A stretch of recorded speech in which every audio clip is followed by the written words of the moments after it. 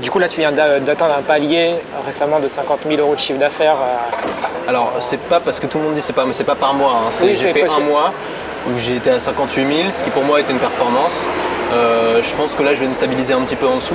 Mais j'ai passé un cap récemment avec les mails, justement, avec les mails quotidiens. Ok.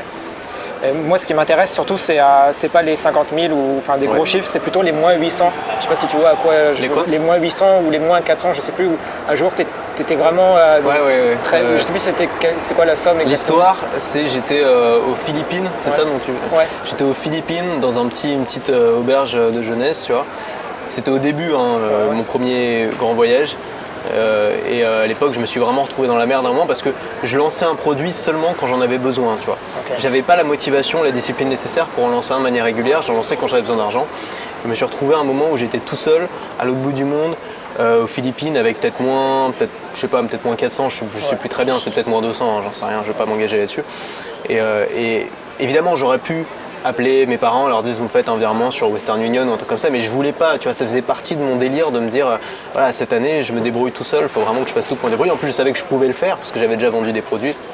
Et à ce moment-là, et c'est ça qui est génial avec l'email ou avec le fait de travailler sur internet et avec le fait de vendre des formations, c'est que j'ai pas bossé en fait, j'ai juste fait un gros pack de formations, j'ai fait je crois tout à moins 70% ou quelque chose comme ça. Mais tu as raison de revenir là-dessus parce que c'est plus important, les gens ils sont fascinés par les gros chiffres. Oui c'est ça, c'est pour ça que je parle de ça. J'utilise, j'en joue, tu vois. Savoir d'où tu viens et quelle galère t'as eu sur le chemin. La difficulté elle est pas là, tu vois, la difficulté c'est pas de passer de 30 à 40 000 € de chiffre d'affaires. C'est de passer de moins 200 à 0 quoi. Ouais exactement, et c'est de passer, en fait la plus grosse difficulté c'est les premiers 1000 €. Avec 1000 € on peut considérer que tu peux en vivre, surtout si tu es à l'étranger ou dans un pays où la vie est pas chère. C'est ça la plus grosse difficulté parce qu'il faut te prouver que c'est possible.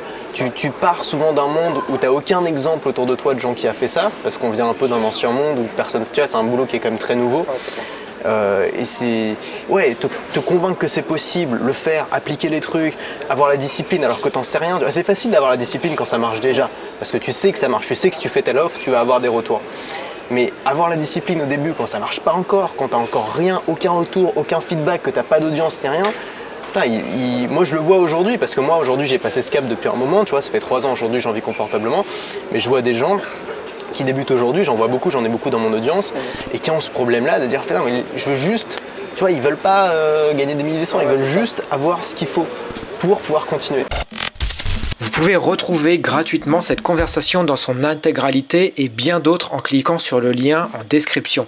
Des conversations pleines de clés pour améliorer vos projets ou votre entreprise. On se retrouve tout de suite de l'autre côté, mais surtout, restez déterminés à réussir. Salut!